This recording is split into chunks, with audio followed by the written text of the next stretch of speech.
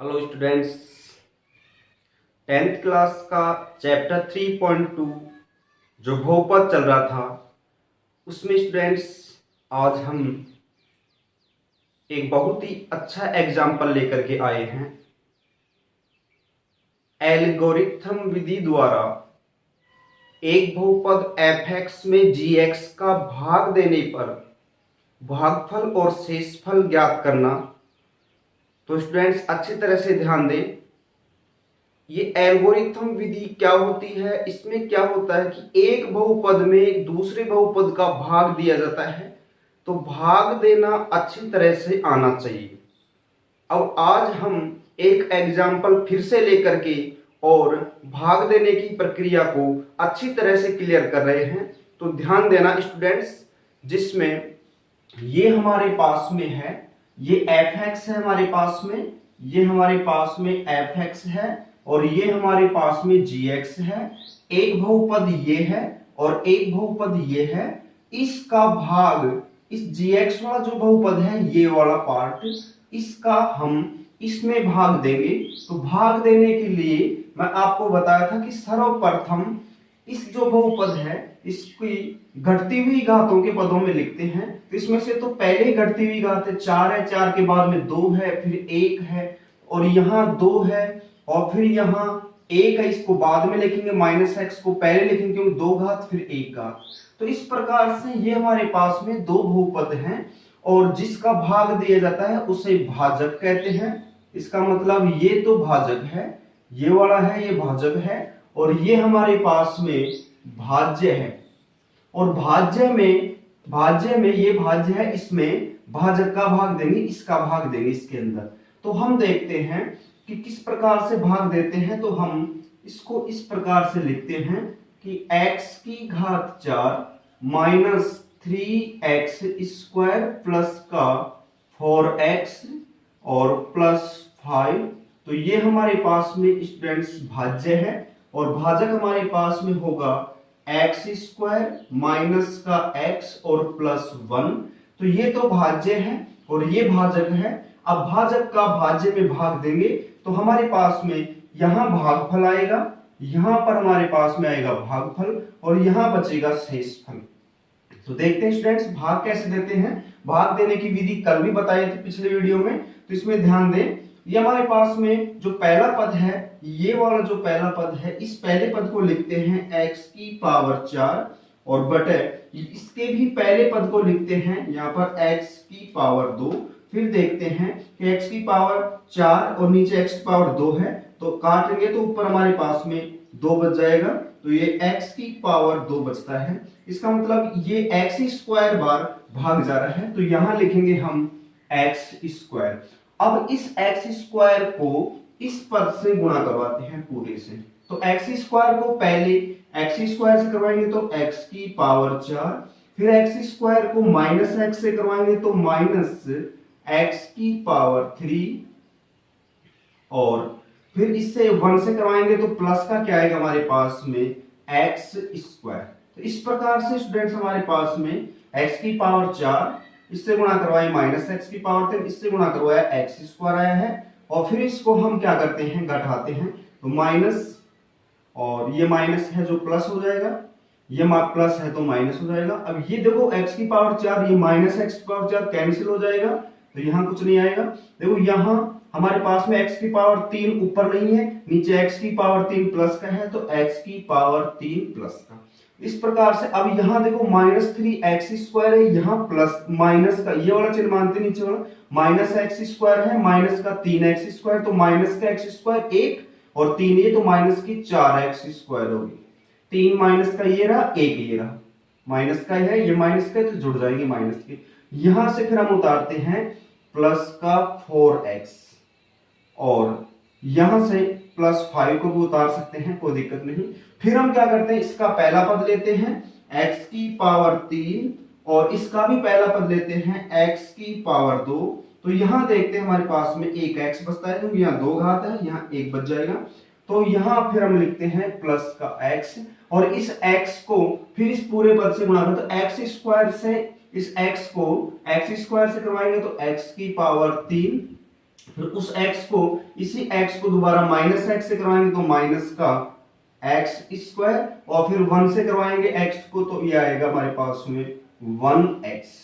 तो इस प्रकार से फिर इसको माइनस करते हैं तो ये माइनस, ये प्लस, ये माइनस। अब ये समान रहा था x cube minus x cube तो कैंसिल हो जाएंगे।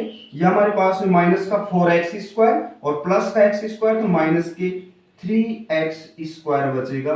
यहाँ प्लस का 4x है, माइनस 1x तो प्लस का 3x बच जाएगा, और यहाँ प्लस का 5 ऊपर से ऐसे कैसे उतार लेंगे।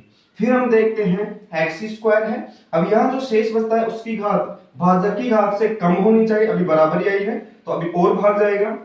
हम देखते हैं अब की बार इसको उतारेंगे हम, है जो माइनस का 3x स्क्वायर अपॉन में ये आ जाएगा x स्क्वायर, तो x स्क्वायर से x स्क्वायर कैंसिल, यहाँ बचेगा माइनस का 3, तो यहाँ अब की बार हमारे पास -3 आएगा।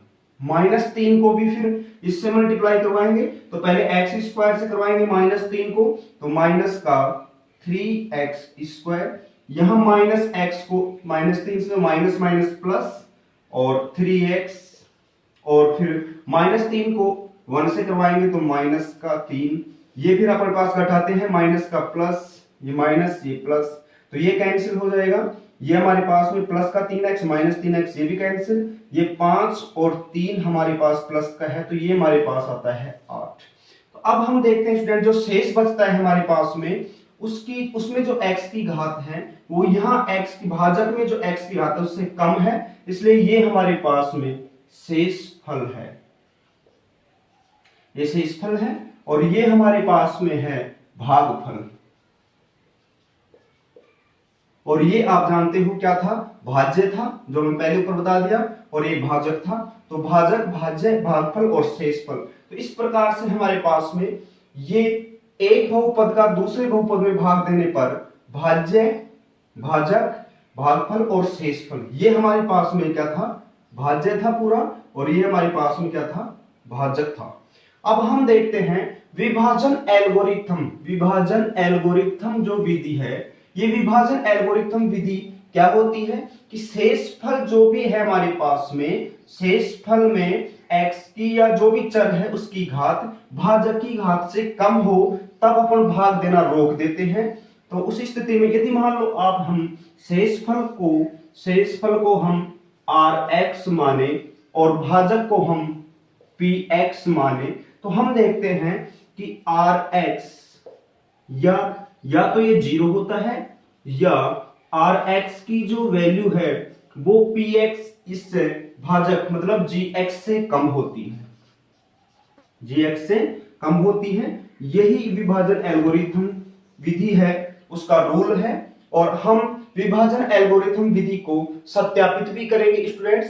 सत्यापित करने का मतलब यह है कि विभाजन एल्गोरिथम विधि का फॉर्मूला ये था कि भाज्य बराबर होता है हमारे पास में भाजक गुणा भागफल, और प्लस में होता है शेषफल। यह हमारे पास में विभाजन एल्गोरिथम विधि का फॉर्मूला था कि भाज्य होता है वो भाजक गुणा भागफल प्लस शेषफल के बराबर होता है, ये शेषफल है rx। तो इस प्रकार से हम सत्यापित कर सकते हैं कि भाज्य को भागफल से गुणा करो और उसमें शेषफल जोड़ा जाए तो भाज्य के बराबर आ जाए, मतलब भाजक में भागफल को गुणा करेंगे तो हम चेक कर सकते हैं। देखो इस प्रकार से कि हमारे पास में भाजक क्या है, x square minus x plus 1, x square minus x plus 1, और हमारे पास में भागफल है एक्स स्क्वायर प्लस का एक्स माइनस 3, और प्लस हमारे पास में शेषफल है 8। अब हम इसको सोल्व करेंगे तो भाज्य के बराबर आना चाहिए, क्योंकि भाज्य के बराबर लिखा हुआ है, भाज्य ये है हमारे पास में, ये वाला है, तो ये वाला आना चाहिए हमारे पास। तो देखो गुणा करने का तरीका है, इसके पहले पद को इनसे गुणा करवाएंगे, फिर इसके दूसरे पद को इनसे गुणा करवाएंगे, और फिर इसके तीसरे पद को इनसे गुणा करवाते हैं। तो एक्स स्क्वायर का एक्स स्क्वायर से एक्स की पावर 4, एक्स स्क्वायर को प्लस के एक्स से तो प्लस एक्स की पावर 3, 2 और 1 3, और एक्स स्क्वायर को 3 से करवाएंगे तो माइनस का 3 एक्स स्क्वायर, फिर माइनस एक्स को इससे करवाएंगे तो माइनस का x cube, and minus x को इस एक्स से तो माइनस का एक्स स्क्वायर, माइनस एक्स को 3 से तो प्लस का 3x, 1 को फिर इससे तीनों से करवाएंगे तो हमारे पास में एक्स स्क्वायर प्लस एक्स और माइनस का 3, और ये फिर हमारे पास में आता है 8, ऐसे के ऐसे अलग। तो अब हम देखते हैं x की पावर 4, x की पावर 3 से ये 3 दोनों कैंसिल हो जाती हैं, और एक्स स्क्वायर में देखते हैं माइनस 3x स्क्वायर, एक माइनस का ये रहा माइनस का 4x स्क्वायर, ये एक्स स्क्वायर इससे कट गया, तो ये हमारे पास में माइनस का बचा 3x स्क्वायर, और x में हमारे पास में 3x है और ये प्लस का x है, तो हमारे पास होता है ये 4x, और प्लस में 8 और माइनस 3 है, इसका मतलब ये 5, तो ये हमारे भाज्य के बराबर आता है। भाज्य में देखो तो x की power 4 minus 3x square plus का 4x प्लस 5 भी है, इसलिए ये जो अपने पास में विभाजन एल्गोरिथम विधि है ये सत्यापित तो हो रही है कि भाजक का भागफल से गुणा करवा के और उसमें शेषफल ऐड किया जाए तो उससे हमारे पास में भाज्य प्राप्त होता है। यही विभाजन एल्गोरिथम विधि को सत्यापित करने का तरीका है। इसी प्रकार से स्टूडेंट्स हम और भी एग्जाम्पल लेकर के आएंगे।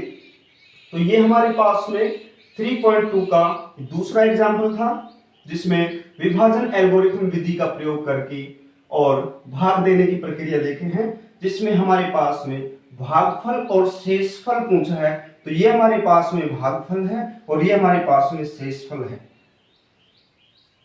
Thank you.